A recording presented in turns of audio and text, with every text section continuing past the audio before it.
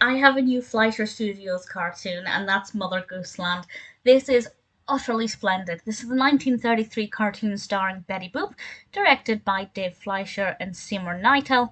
And in this one, Betty Boop is reading a book about Mother Goose, or a book of Mother Goose stories, and the witch in this book comes to life.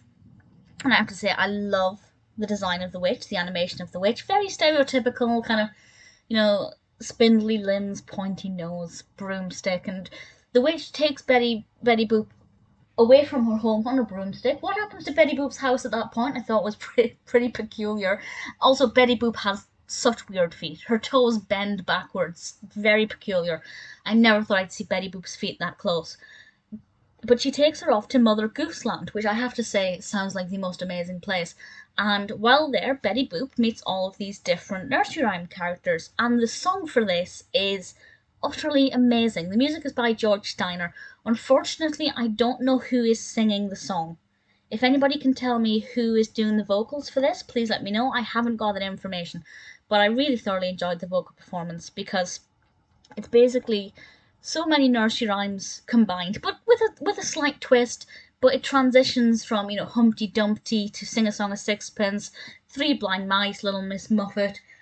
Is that what that's called, Little Miss Muffet? It is just called Little Miss Muffet, isn't it? But these kind of melodies are all kind of threaded together so beautifully.